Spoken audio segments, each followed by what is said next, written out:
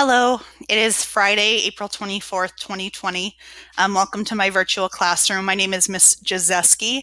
I was formerly Miss Walworth. So a lot of you I've had, even though I maybe haven't had you since your freshman year. Today we wanted to pause content and recap, talk about what we've covered so far, where we're at in our online adventure together. So friendly reminder, this is Unit 7.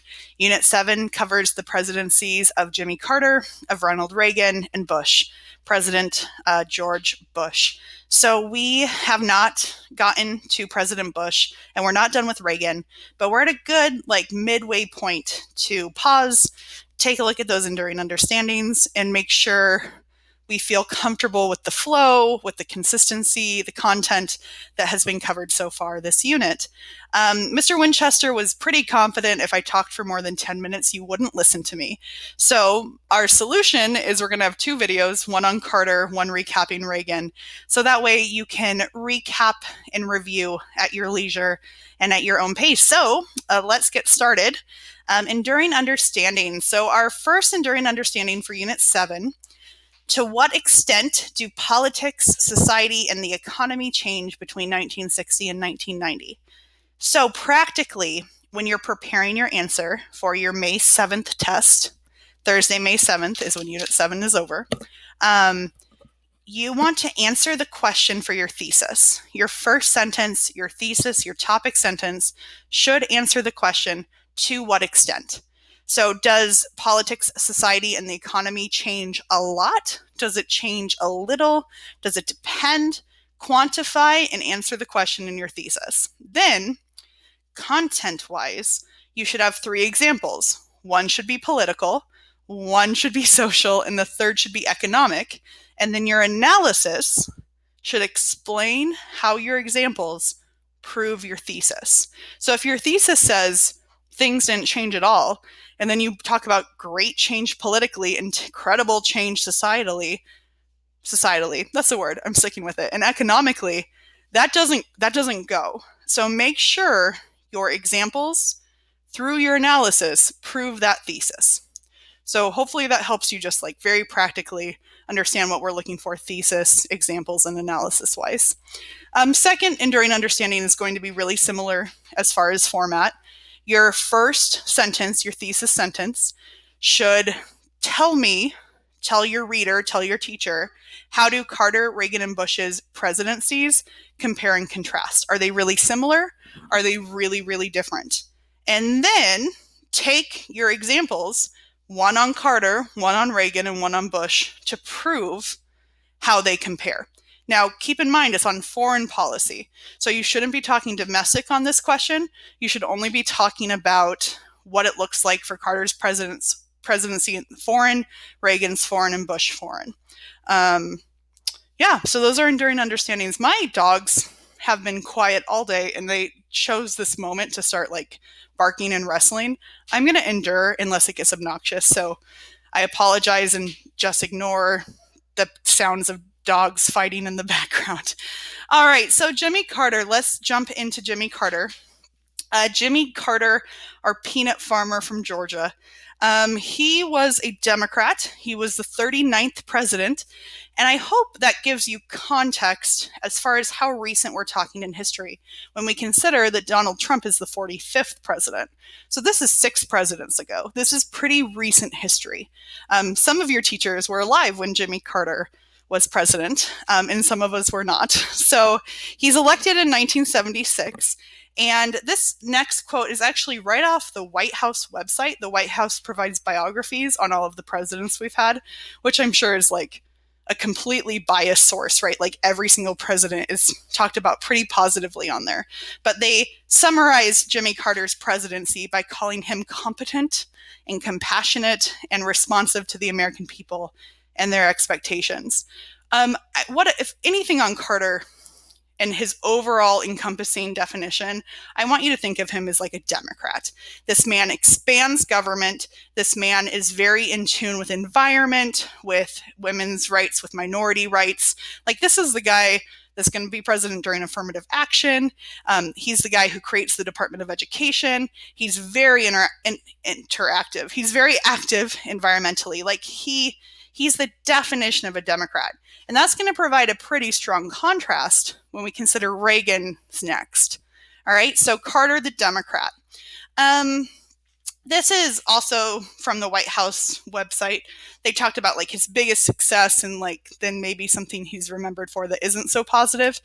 By the end of his administration, Carter could claim 8 million job increase, and he significantly decreased the budget deficit.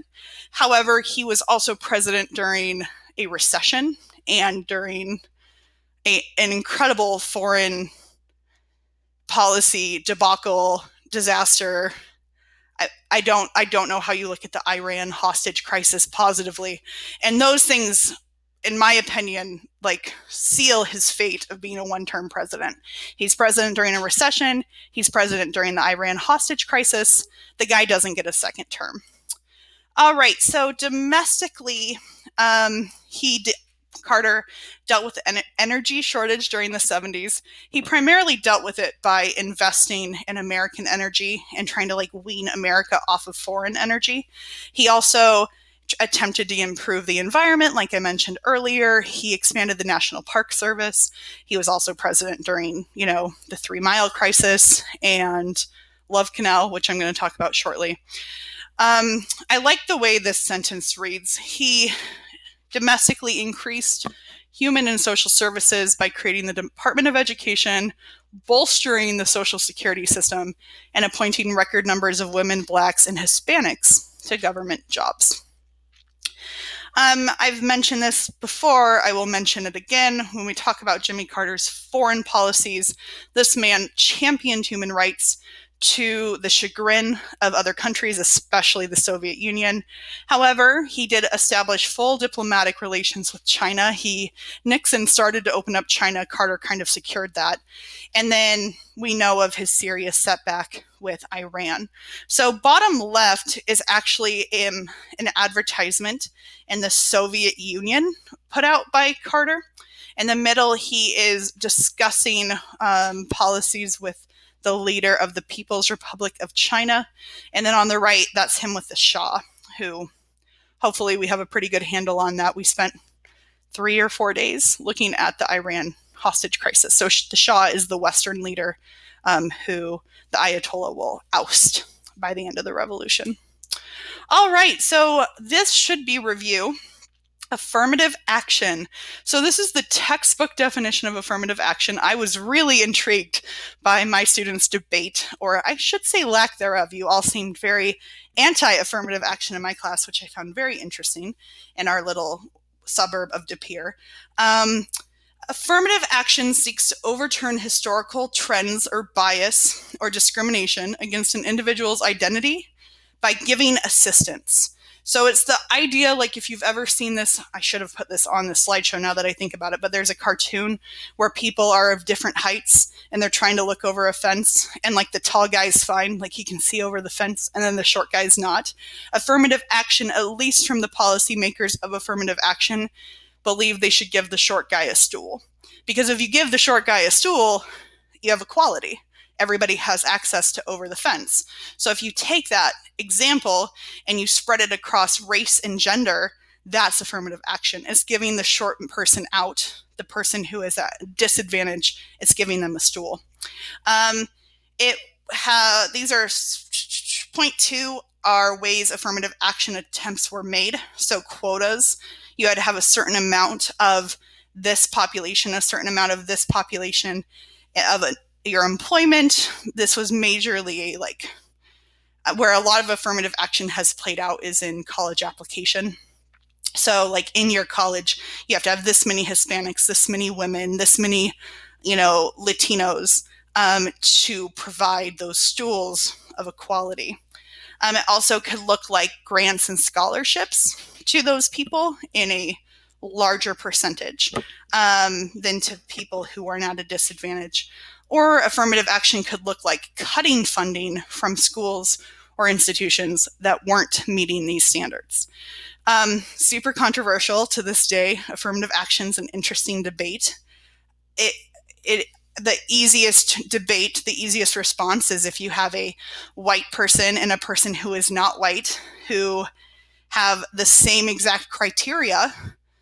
Maybe it's a little bit easier to imagine giving one person the stool to get them access. However, what happens when you have a white person, which is usually what affirmative action is trying to equalize, a white person who's way more qualified, do you give it to the minority just to meet the quota? And in the 70s, when affirmative action was at its height, its beginning, its inception, the answer was yes. And that in and of itself is controversial because it takes away merit.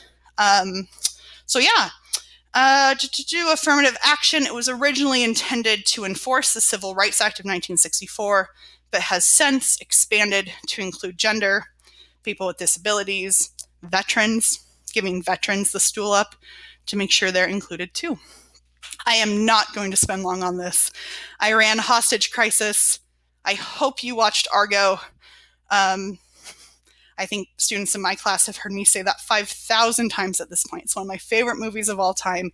The documentary you were assigned about the 6 Americans who escaped and like came over as a movie set. Argo is Ben Affleck's version. It won Academy Awards. It's fantastic. I'll shut up now. But the Iran hostage crisis defined Carter's presidency. It began in 1979, lasted 444 days. The hostages are released almost immediately after Carter is no longer president, and it undermines Carter's presidency and subsequent attempt at re-election. All right, we're wrapping up with Carter.